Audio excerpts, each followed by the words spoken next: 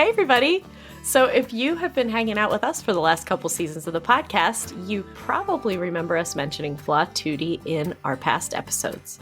Our friend Molly Sharp, who incidentally was also a guest in season 1, started Flaututi to share her awesome duet arrangements of standard viola rep, which are great for teaching, and it has now grown into a wide-ranging catalog of one-of-a-kind resources for violists and beyond. Steph, do you remember when we played one of the duets from a holiday bundle together? Yes, it's one of my most cherished holiday memories. Aww. But actually, one of my favorites is something that all string instrumentalists would love. It's called Making Double Stops Ring, a guided exploration of just intonation. And Molly actually shared the viola version with us last year, and I am not exaggerating when I say that it completely changed the way I think about intonation. No one has ever explained it to me like this before. I think that we all realize on some level that a B in all situations is not the same, but why? Yeah. Have you ever had that classic argument in a string quartet setting when you're trying to tune a chord and maybe we're playing that B and we're being told, no, it needs to go lower. No, it needs to go higher. It needs to go here. Wouldn't it be amazing to save all those hours for our string quartet students with no debate? We just know where it's supposed to go. Everyone agrees because there's only one way. Right. You can just gift them copies of this book. Yeah, exactly. Nothing personal. Just here's a book about intonation. Well, Molly has made it easy for all of us to play in tune. So whether you play viola, violin, cello, or bass, there's a version for you. You can find this pragmatic book, viola duet arrangements of classic viola repertoire, and so much more at vlatutti.com under Marketplace, or look in this episode's show notes.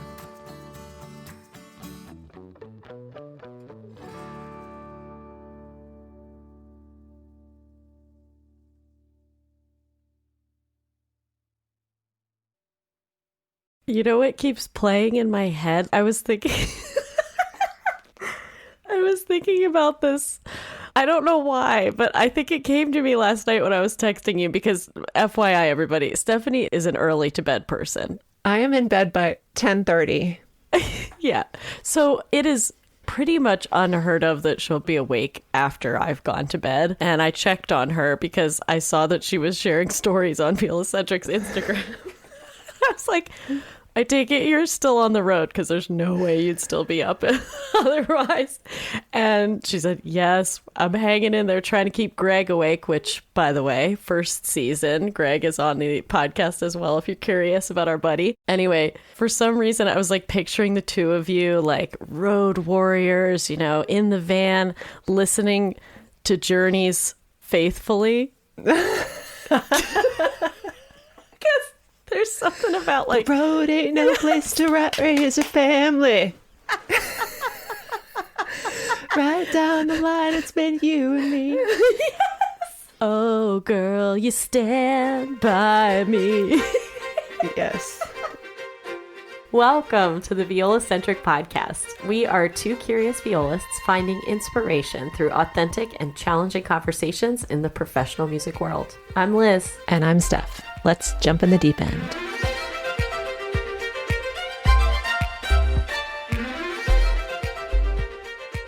Tell me about your day yesterday, Stephanie. You had a whirlwind trip. It was a whirlwind for sure. You want to talk about living the dream? This is what living the dream sounded like for me yesterday. I got up at 6 o'clock in the morning and got the kids off to school. And then I drove about an hour in rush hour traffic to meet a group of musicians who are going up to New York City for the American Pops to do this Global Citizens Award celebration.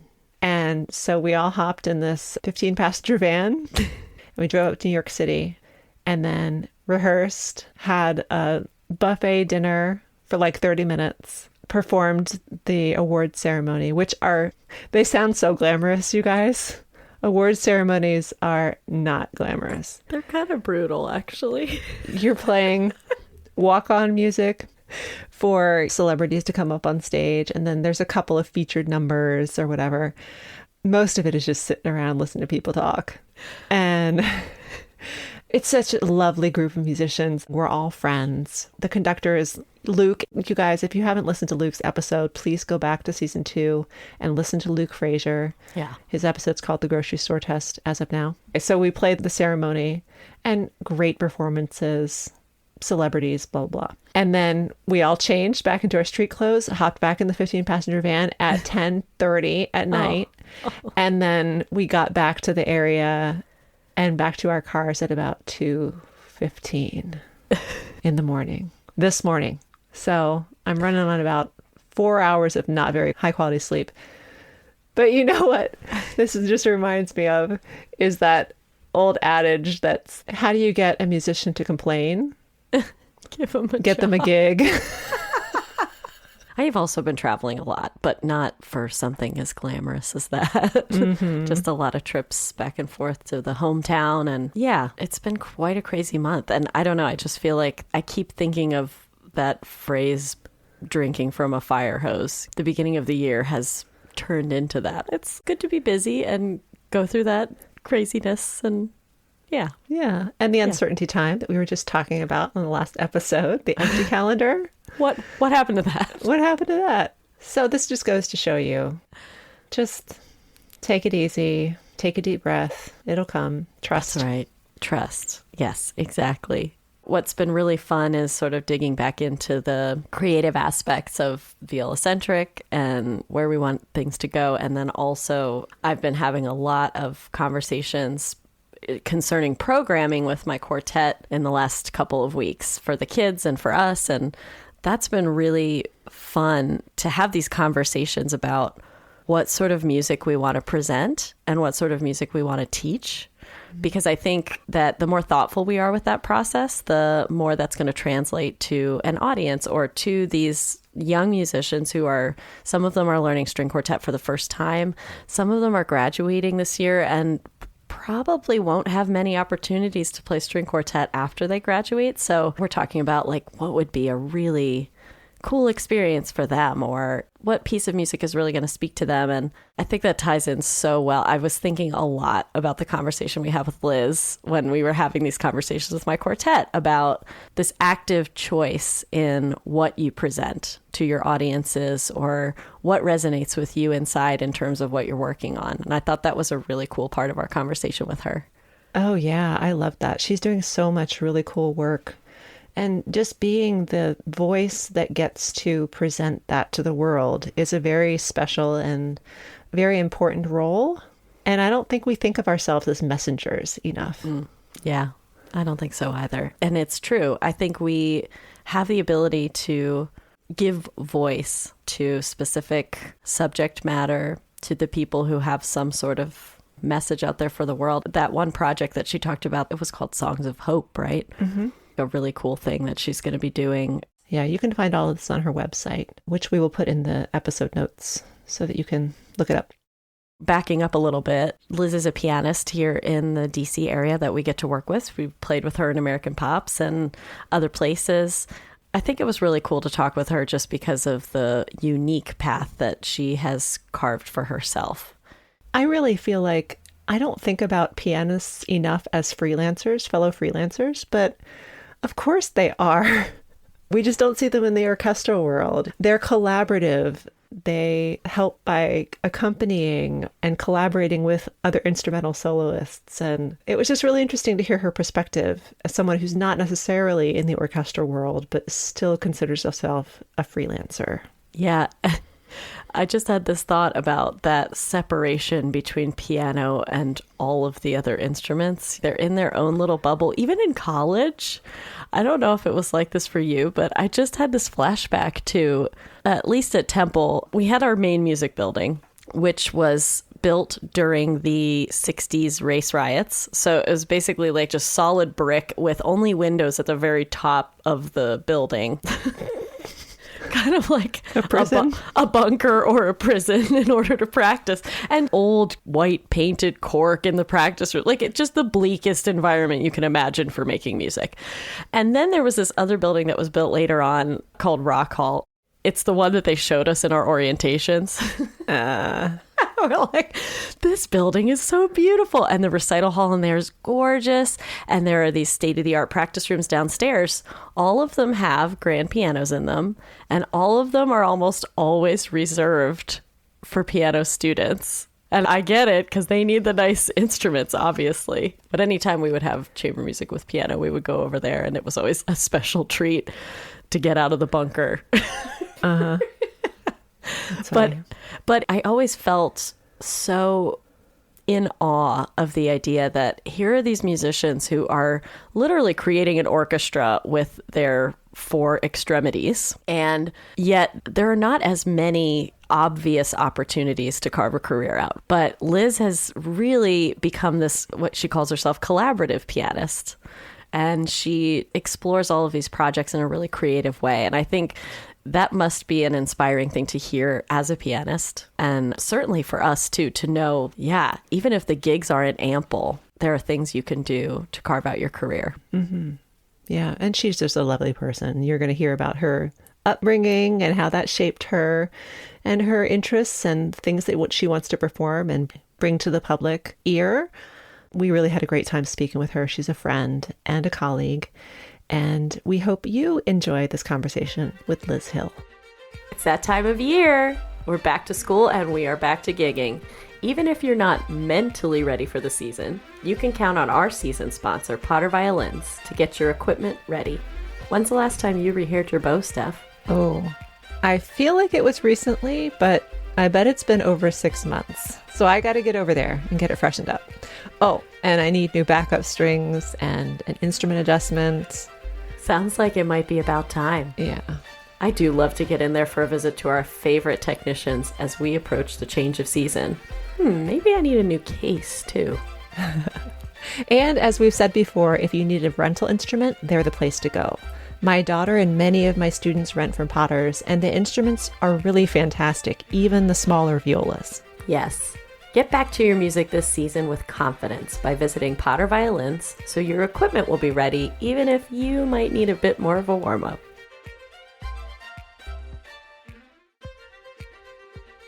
Stephanie and I are so happy to welcome back the Artcrest as a sponsor for Season 3. We have worked with Aaron and Tigran, who are the inventors of this revolutionary shoulder rest solution, for about a year now, and we're all in. We love supporting a small business like theirs that makes a product that really works and continues to evolve. That's right, and we happen to know that they are always working on new, improved prototypes. But what we've always loved is that the Artcrest is simple and elegant and completely customizable.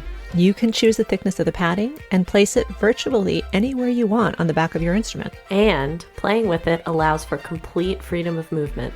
Not to mention that it makes your instrument resonate more fully because it doesn't dampen the sound. So if you're ready to learn more, visit theartcrest.com. And new for this season, use the code ViolaCentric at checkout for 10% off your purchase with Artcrest. This season is brought to you in part by Aria Lights, the LED music stand light brand chosen by professionals. Liz and I can honestly say that we are thrilled to welcome Aria Lights as a sponsor. I don't know about you, Liz, but I've been obsessed with Aria Lights ever since they came on the scene.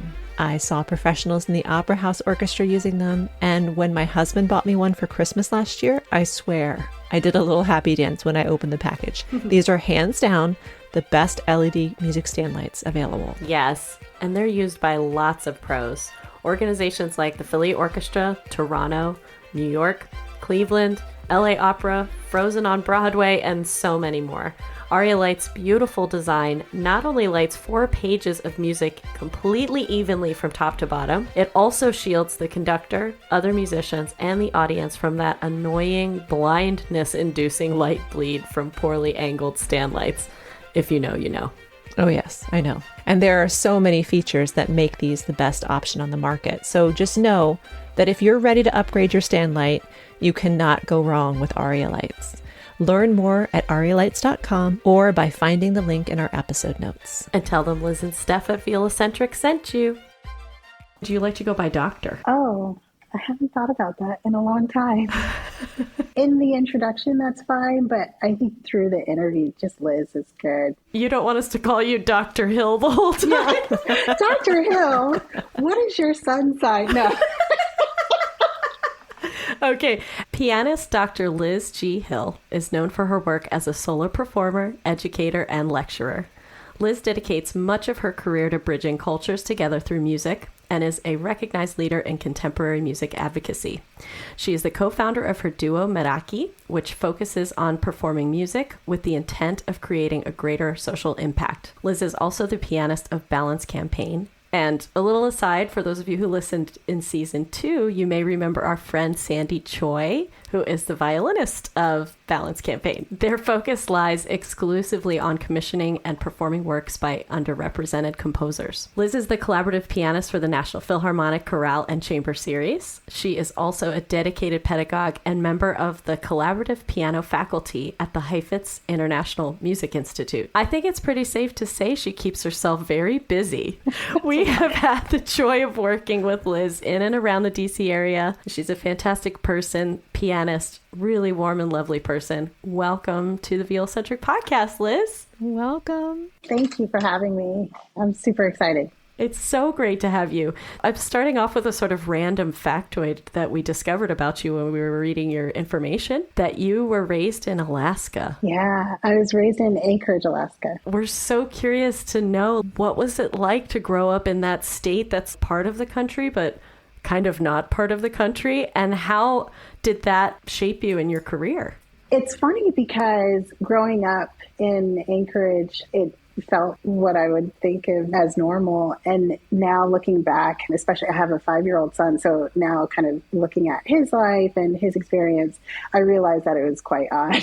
Like a lot of snow, moose in your front yard or backyard, things like that. Anchorage, at least, is not in one of the areas where it's dark for months and months, but we did have very short days. And so it could be below zero, but at school they'd send you out to recess because it was one of the few moments of daylight that you would have. Oh my goodness. But again, for me, I was like, oh, this is normal. We all put on snowsuits to go to school and take it off and have regular clothes. Yeah. Oh my God. They do a really good job in Alaska of using the environment and the culture and creating like a natural community there. So it doesn't feel odd when you're in it. And then when you move away to the lower 48, then you look back and you're like, oh, that was a little strange. Just a little bit. The lower 48. The lower 48. That's what we call it. What's the shortest day? So the shortest day that I can remember would be like sun up around 9:30. And then it would be dusk or a little darker than dusk by the time you'd get out of school. So by about 3 o'clock. Yeah. Wow. That sounds awful. And what's weird is I am a very bad sleeper here where we have pretty normal hours. Whenever I've gone home, I haven't been back to Alaska in probably about 6 or 7 years after my parents retired and moved.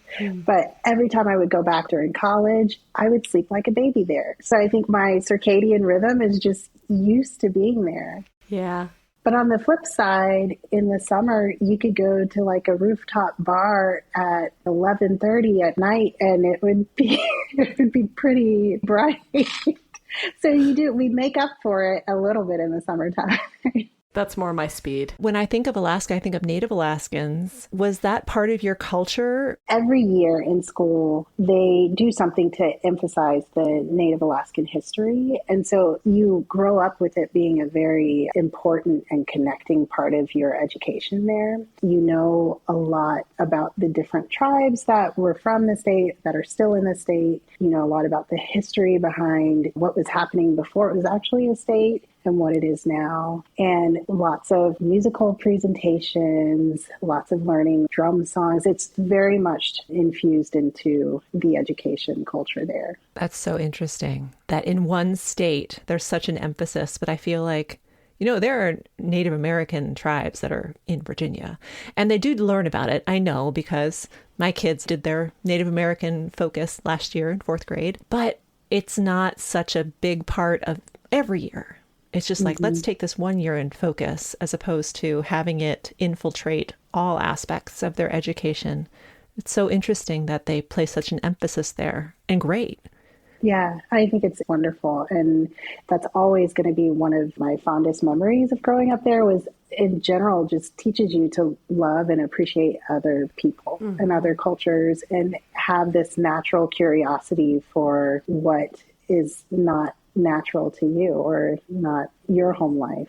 And that's probably why much of my musical focus now tends to be on music that is coming from other cultures or somewhat inspired by other cultures or to help express compassion for others. It probably has a lot to do with my upbringing there. Yeah, that's fantastic. I had that similar experience, Stephanie, of just like 1 year. And in fact, it probably was fourth grade. But also, when I look back at the projects we did in central Pennsylvania... Problematic. Cringy. Yeah, very cringy. We've come a long way. Let's hope. Yeah. I hope so. But yeah, the acknowledgement is really important. And I love that that is something that has informed your decisions for where you've shaped your career too musically, because I think it's just so important that we keep moving in that direction. So what made you decide to leave Alaska and pursue your life in what could arguably be sort of the opposite environment, Washington, D.C.? I always tell people I kind of moseyed up the highway from college. I went to a really small all-women's college in Stanton, Virginia, Mary Baldwin College, which is now a university. At the time, I went there because they had an early entrance program, so I could leave high school a little early and start college. Oh. And I went as a biochem music double major, and I was only keeping music because, oh, this is easy. I'm kind of good at it. Like, this will be a fun little second major. Why not? I'm really going to go to med school, though. That was the plan. Wow. And my senior year, something just kind of caught me. And I don't think I would have used the word passion then, but something inside me knew that it was more important for me to pursue music than medicine.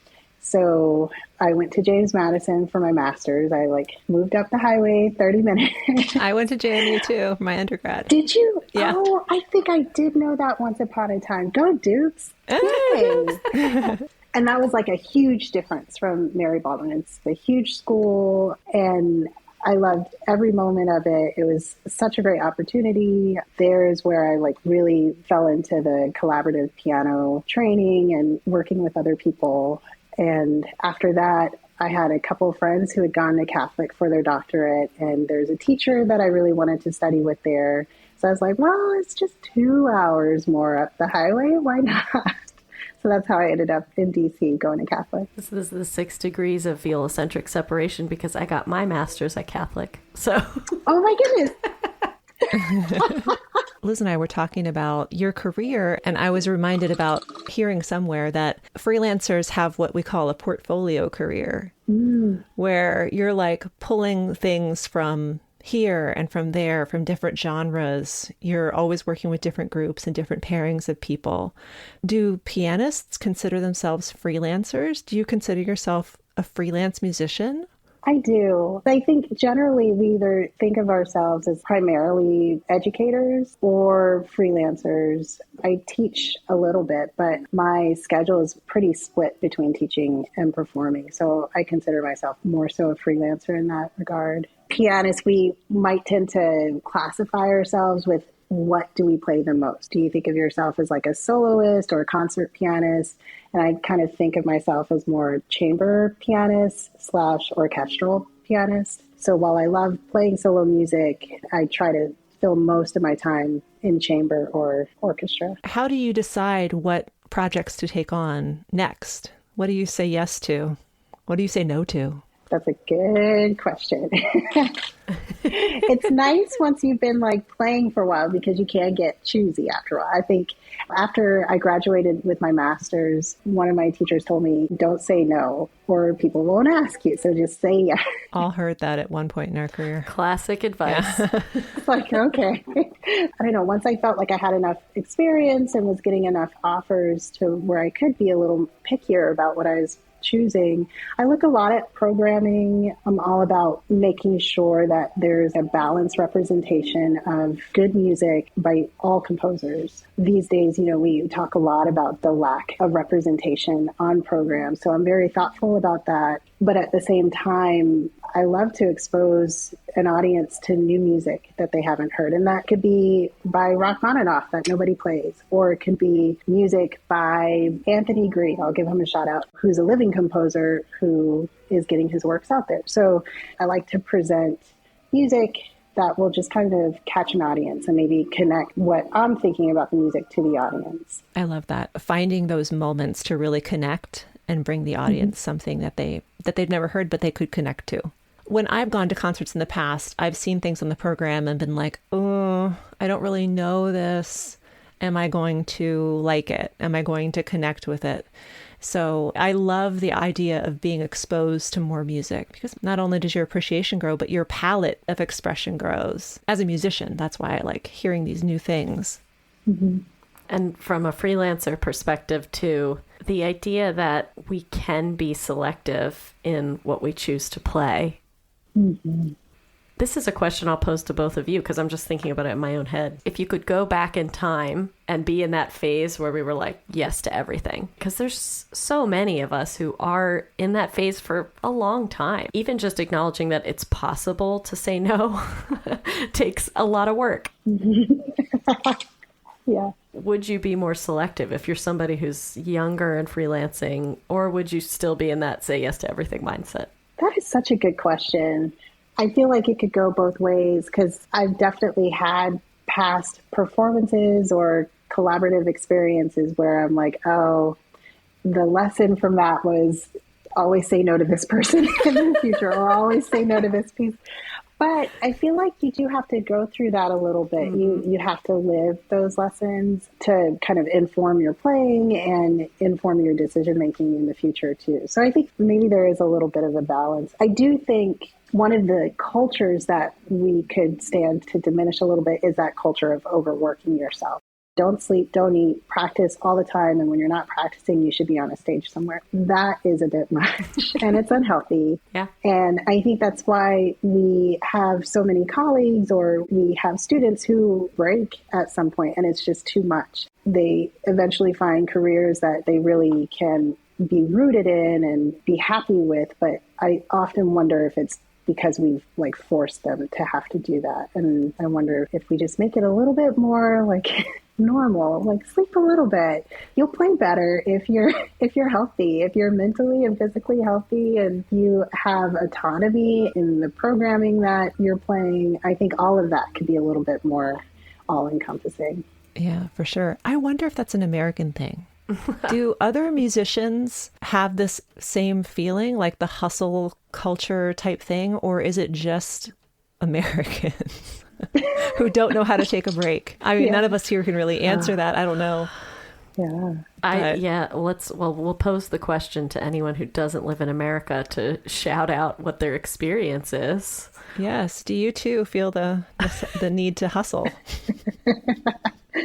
I just remember I was doing this workshop about writing a script for the vision you have for your life. And it was a very cool thing. But I was talking about this burnout, and I had this mental image of me like alienating all of my family and friends because all I do is work and I can't stop. And that is the sad ending to my story. But the happy ending is something like striking some kind of balance. And I'm describing it to this person who doesn't live in the United States. And this person is like, it sounds like life is really hard there. Yeah. I was like, yeah. It is. It is. There are trade-offs to living in this country. There's some of it that's great, and there's some of it that's culturally very challenging, because I do think we get sucked up into this mentality, and it takes work to let it go. You know what I've just started thinking, and could be like way out in left field, but America was settled by immigrants. Of course, there were native folks here. But we all have that immigrant culture ingrained in us. In the early days of when your ancestors came here, you had to struggle. You had to go explore the frontier if you were European American or whatever. Or you didn't arrive by choice. Right. Or you didn't arrive by choice. And we have that need to like establish ourselves in a new land. And I don't know, maybe it's just that's part of our culture. Yeah. There's something to that like stick-to-itiveness that is just right, and that's what American culture has become. Yeah. And maybe it's rooted in that. Oh my gosh, we're all not from here. To tie it back to music, we talk about this a lot, Stephanie and I, Liz, that it is a culture that we're given when we decide we're going to be quote unquote serious about music. That is absolutely the message that we're fed. And even now you can see it with students. And the more of us who are willing to offer the possibility that it doesn't have to be like that, I think the more that culture can shift. But it takes a lot of work. I'll use COVID as the time period that everybody was kind of forced to reflect on themselves and their happiness and just their role in life, in their own world and in the greater world.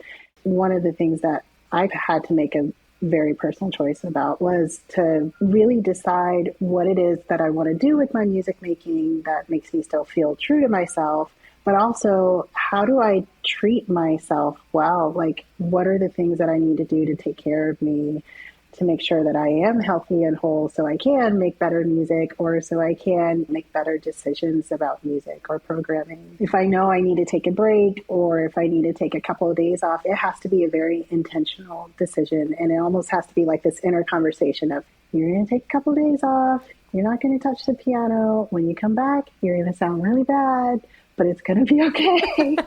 And you're going to forgive yourself in the future because you need this. And it's all better because you're giving yourself some time. And I have to do that because it's completely opposite of what I was taught. Like, no, you don't break. During summer break, you learn all your music for the next year.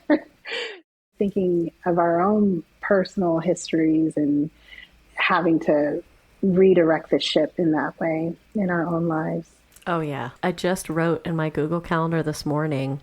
I was looking ahead. I picked up something, so I put that in the calendar, and I noticed the next day doesn't have anything on it right now, and it's coming off of a lot of crazy weeks. And I actually put in the calendar, Liz is taking this day off. Good for you.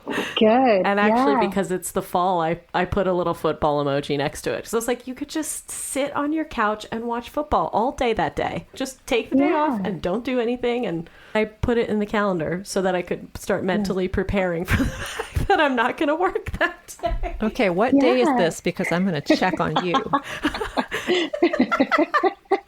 She is too. Watch. She's going to text I me. have my pen. I'm always making notes. She's like, she's going to be like, are you working? You better not respond to this text. That's what I'm going to say. Your phone better be on silent, girl. I'll just text you a bunch of football emojis. Yeah, there you go. Yes, perfect. Thank you, girls. You were giving me accountability, which I need sometimes. Don't We all need that. It's hard too because we are blending a career with something that we are deeply passionate about. Yes. So actually, often a lot of the no's we have to say are not no's because we don't want to do a certain thing. It's because we need it. And sometimes that's that inner teenager that's like, but, I want to do this too. Instead of the wiser self saying, yeah, you need that break. Like you said, having that dialogue with yourself. I think that's immensely helpful. Gonna talk to that little rebellious part of you in there that's fighting you. Yeah. The little 6-year-old that's like, no naps, no naps. And I'm like, please just take a nap. I just need a nap. Now that's pretty familiar to you in life, isn't it? Isn't that how old your son is? Yeah, he's 5. And it's like the things that he protests, I would pay for. I would love a snack. Yes. I would love a nap. Naps are wasted on the young, for sure. Yeah. I would love to go to bed at 8:30. That sounds awesome. It seems like you keep yourself very busy with all sorts of collaborations. And you mentioned the collaborative piano track that you found yourself on starting with JMU. So how does it work for you to seek out relationships with people, find the right people to do these jobs with? For pianists, it's kind of funny. We sometimes get a little bit, I don't mean it as negatively as it sounds, but we get a little typecasted. So I learned a lot of clarinet music when I was at JMU, and partly it was on the recommendation of the clarinet professor there, but also Gabe Dildner, my collaborative teacher there. That's when he started pushing that button of, you might like to do this too. But he told me, if you learn this clarinet rep, it's gorgeous for piano. and you will always have a job. You'll always have work if you learn both of these Brahms sonatas and you learn this and this and this. We play those too. I was going to say, how many violists have you played? Yeah, kill two birds with one stone. It's like, oh, okay, well, that makes sense. Barely go a year without playing one of those Brahms sonatas. Those are like old friends to me. But I like to think of myself, whereas I do have those old favorites and these pieces or this instrumentation that I'm very used to and comfortable working with, I do like to hear the piano in the context of other instrumentation too. I'm one of those who's like, okay, don't just call me for clarinet stuff. I like quartets. I like a trio.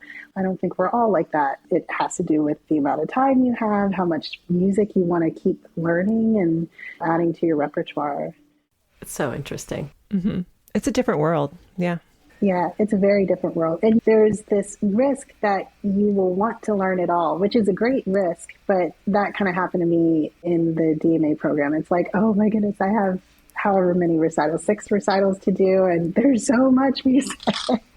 But it also really helps you narrow your focus too. You can't learn everything, especially if I have to pull a program at the last minute or throw a piece, then yeah, that's in my rep. I'm wanting to learn more music that kind of not necessarily was folk based, but had some more of a personal storytelling effect.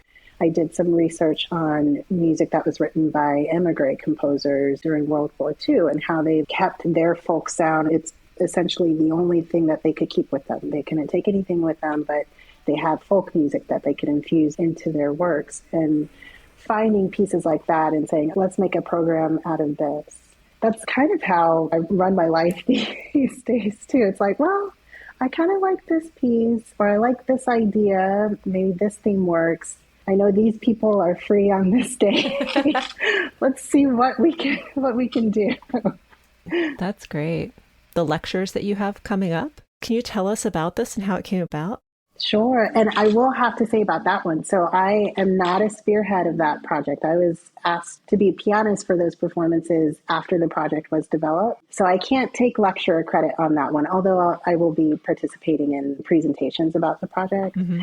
But one of the reasons why I pretty much immediately said yes when Angela Yoon called me. She and Carl DuPont have put together this project based on interviews of different underrepresented aspects of society. They pulled texts from interviews with undocumented immigrants, texts from interviews with unhoused people, refugees. There's 4 different types of conversations that they had with people. And they commissioned art songs to be composed based on the text from the interviews. And these are all incredibly deep and meaningful and dark, and a beautiful representation of a very, very heavy topic. But one of those things where if there is something that can make this even more meaningful or even more connecting, to communicate it through art is what makes it more digestible and more memorable too. They've also commissioned artworks to be displayed along with our performances too. We start this up next week. We go to Alabama and we're presenting and doing some master classes at a couple of colleges there. And then we'll be at Peabody in October at the beginning of the month. It's just one of those things where she called me and I was like, I don't know why I didn't think of this project, but yes, 100%. I would love to be involved. This is right up my alley. I'm all about telling stories that people don't always hear or don't have access to. And if there's one thing that I can do through music that could help better our society and our culture, I feel like it would be through projects like that. Right. And it goes right to your goal of using what you want to use your music for, mm-hmm. and having a bigger purpose, like a why. Why am I doing this? Exactly. The music is beautiful and it's very interesting. And there's so many layers to peel back. Whenever I learn art songs, I'm constantly practicing and either mouthing the lyrics or sometimes singing along just to know how our parts fit, but also thinking textually, what are consonants that I might be covering up, things like that. So the poetry becomes really personal, and you play a chord and you're saying a specific word. It's like, oh my goodness, I have to stop for a moment and just think about how fortunate I am to be able to just sit at a piano all day and learn music about some of these really, really big issues that are still going on in our society. You become such an important part of the process for getting those ideas communicated. Mm-hmm. Yeah. Because the notes are there, but someone has to live them and communicate them to an audience for them to have their real impact. Such a poignant expression of music. Yeah. Yes, that experience when you play a note or a chord along with a word that has some kind of impact and what that can do to you on the inside, and then translating that is, yeah, that's such a great way to put it. I have goosebumps right now. You know how sometimes you can, this is just completely unrelated, but like food, you can imagine what it's like to eat a lemon and you get that same like tangy feeling in the back of your throat. I can feel that feeling of what it feels like to have a chord, a certain chord, and to have that involuntary reaction. Oh, yeah. Yeah. Same. Yeah. So cool. Yeah. As soon as you said that, Liz, I was like, oh, yeah, I know that feeling. We live mostly in the world of music without words when we're playing it. And there are those moments there too. And the gratitude piece, how lucky we are that we get to do that. And we get to be that vehicle for someone else to experience it. Definitely. It's interesting just to talk to people after these concerts. You can get some of any type of response, but usually it's people wanting to know more or wanting to tell you how that performance or that particular song or that story really touched them or really affected them. Even more from that, what they might do differently after leaving that concert. So there's just so much that happens with one thoughtful way of programming can spread in so many different ways, which is so cool. And I always leave those things like, wow, I feel like I got more out of that than maybe the audience. Wow, this is so interesting and just touching. I just think it's awesome. Absolutely. The joy that you bring to this endeavor is just something to emulate for all of us musicians, but it's also so nice to know that it's in such good hands. It's so important to you that you're willing to take the time and the emotional energy to really communicate what needs to be communicated. Thank you. I love that so much. The ideas for presenting when you get them yourself, I find this really an interesting thread to explore, especially for people who feel like they're not capable of that kind of creativity. I actually believe everyone is capable of some kind of creative endeavor. And I've read a book recently that just has me thinking about this a lot. The concept in the book is that ideas are part of our atmosphere. They're just floating around like anything else, and it's in the veil of inspiration. And that inspired ideas catch a person, and then that person has the option to explore them or not. So I think we all have those moments where we're like, oh, I've had this idea that I would do it. Or they see something that happened and they're like, wait a second, I had that idea or whatever. I love this. That's so true. I'm referencing Elizabeth Gilbert's, another Liz, thank you very much, Elizabeth Gilbert's Big Magic, for those who haven't read it. I'm just thinking about this with respect to these, particularly when you do the research and you formulate a presentation that goes along with your music. Because we all have, of course, the experience of wanting to play a piece of music, but if you have sort of like a creative process that those things come to you, or if it happens more in a collaborative way like this one did. Yeah, I think for me, it's mostly, it comes together collaboratively. Like some of the projects that I've done through Meraki, or we're a clarinet piano duo, I always think we kind of share like the same brain and mostly the same personality. So we tend to actually text each other with an idea. I'll send her an idea and she'll say, I thought of that like 2 days ago and I forgot to text you. We tend to do that a lot. We just have this mental connection. But then just continuing to throw things on the drawing board, I think it's always easier and just more enjoyable maybe if you have someone to throw things back and forth with. I tend to overthink a lot. So it's helpful if I have a collaborative partner who helps bring things back to earth for me or gets me to kind of step outside the box because I just get a little too twisted in all the gears with planning. There are a few projects, one that I'm currently working on that I've chosen to do as like solo projects. And it's kind of like the same mental prep. Like I have to tell myself, this is a solo thing. You're going to be responsible for these things, because I'm so used to now collaborating. But I do find that it's still very useful for me to at least have someone as a sounding board and just say, am I like being really stupid? Is this something that people would ever actually want to hear? And it's helpful for me to get feedback, even on the solo stuff. We reflect on that a lot as podcasters because we consider ourselves super duper lucky, or at least I do, to have someone to work with and like to tell us if our ideas are bananas or if they're great or if they just need a little tweaking. And I always think about those podcasters who have to do it all by themselves. All alone. Oh my goodness. And or choose to do it all by themselves. I don't know. It's not me. No. I think it's fair to say that this podcast wouldn't exist if we didn't have the collaborative relationship we found. Yeah. And it made me smile just hearing you describe your experience with your duo partners, because I feel that way about us. Like we both thought about having a podcast and then I waited for Stephanie to say it first. She didn't want to scare me away. But also, yeah, I mean, I know how social I am, but I would never be able to make this thing happen by myself. So it is really great having a teammate. I'm also highly collaboratively focused, and it's actually hard for me to even motivate myself to practice for something that I'm not doing with someone else, to be honest. Maybe to get out of my comfort zone, I need to just schedule something solo. I think it's important to know yourself and just be at peace with how you work and not try and change yourself, right? That's true. That's a good point. I need a collaborative partner to practice excerpts with. Are you ready? That's a good idea, actually. I'm like, Stephanie, you're going to do that with me, right? I'm kidding. I'm totally kidding.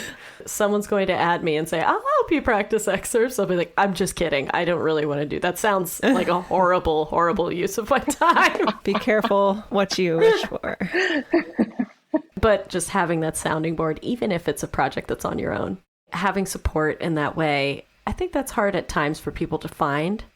But I don't know, there's something to this idea of openness and then being receptive to what might come your way, and that there might be somebody who crosses your path who you would work with in the most unexpected ways. Mm-hmm.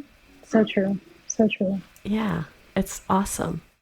Going back to your idea, Liz, about sometimes not even wanting to learn solo music or wanting to do anything in that realm. COVID, again, kind of forced us all to have to really live with ourselves. Very true. A lot more. Yeah.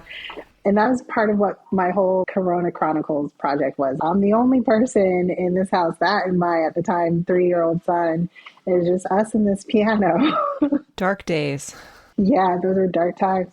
But I had to keep playing, and you're just going to learn something solo. That's all you have. And of course, through being able to still express myself musically, that definitely was worth its weight in gold. But still being able to share my music with others. And then it actually ended up leading to many collaborative opportunities because people heard me or people connected to me in some way. Sometimes it might take a pandemic to force us to live with ourselves just for a little while.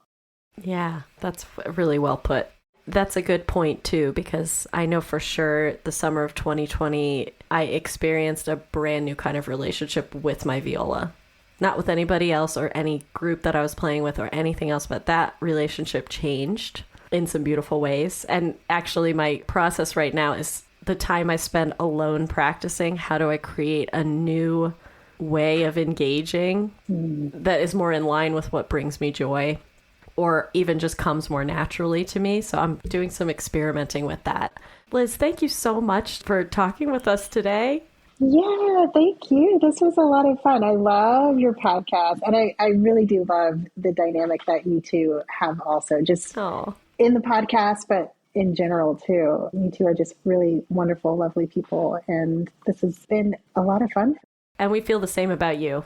Yes, 100%. Thank you so much.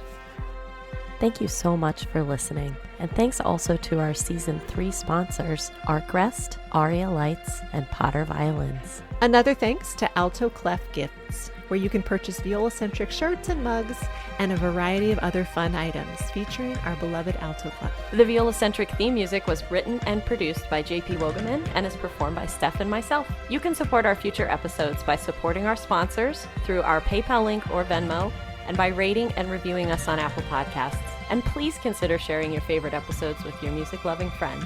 Thanks again for listening. Let's talk soon.